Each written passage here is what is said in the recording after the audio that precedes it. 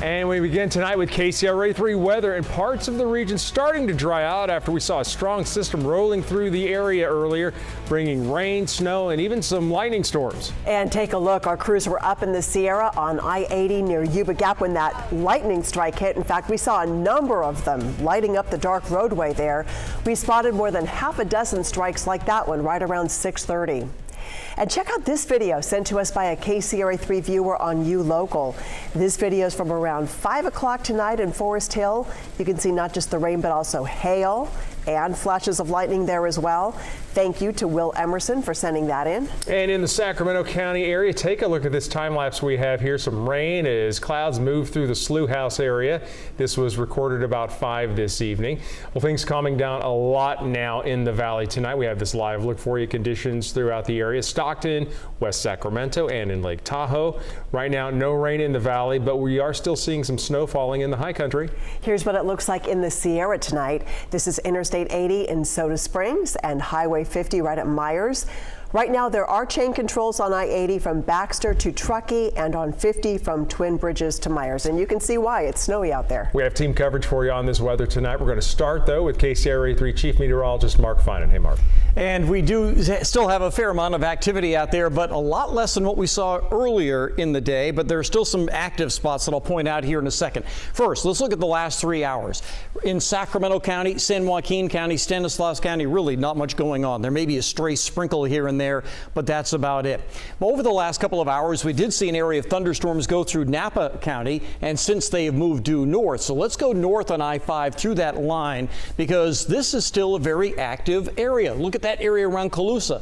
Lightning strikes that have just popped up within the last 15 minutes. This is all moving almost due north. So if this line holds together, they'll be going up through Chico. But this has been going across I-5 in the Williams area, so wouldn't be surprised if there's some standing water out there. But now, again, this is heading up toward Butte County. Still some pretty heavy downpours out there. Into the foothills, the rain is quite a bit lighter, but still we have rain north of Highway 20. And in the Sierra, snow continues to fall.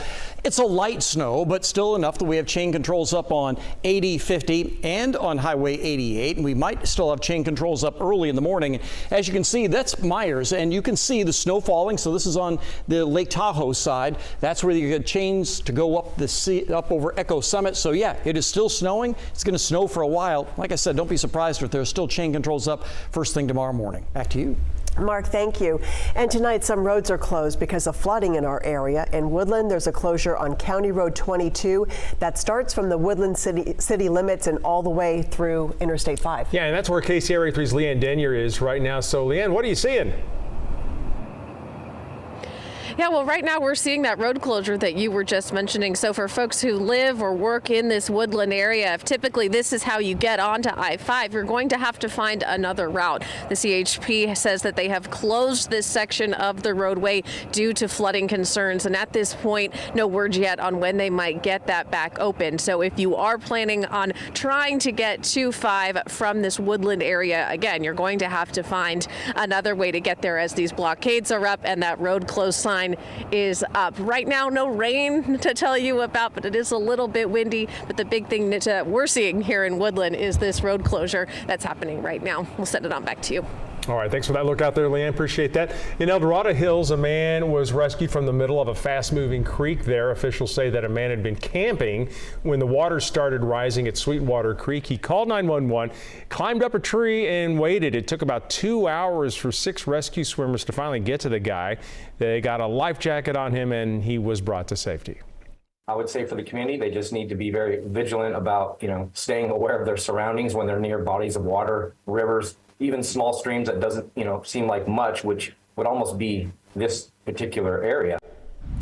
And in Sacramento, crews had to rescue 2 people from a flooded roadway. This was out on Kiefer Boulevard near Jackson Road. This is in Slough House. You can see the problem there in the distance. 2 people were in that vehicle. The water about 4 feet deep. And of course, there was a current moving through there. Both people had to climb onto the roof of their car and wait to be rescued. No one was hurt. The SUV will need to be towed out of the floodwaters once the creek levels go down. And a sinkhole opened up today in a Sacramento neighborhood. This was on Theo Way in Southland Park. Crews filled that sinkhole shortly after our crews arrived, so made quick work of that. In Alameda County, part of Highway 84 is closed west of Sunol after a retaining wall collapsed, sending chunks of the roadway into Alameda Creek. That creek is looking more like a river right now after heavy rainfall. Right now, the highway is down to just one lane, and that is a problem for the 15,000 drivers who use that road every day. We'll let the storm go through, and then in the morning, our engineers and maintenance team will take a look at the condition of the road. If it's okay, we'll get it back open in the one-way direction, and then we're going to have to assess what we need to do in order to rebuild that section. Good for them for keeping it open as much as they can. I think it's helpful for us who are trying to commute back and forth. Caltrans will evaluate the damage tomorrow morning and determine when it's safe to reopen that for two-way traffic. You can track this weather system as it moves through Northern California. Download the KCRA 3 app, and our interactive radar in particular is a great tool. Be sure to turn on the notifications as well, and you'll get weather alerts sent straight to your phone.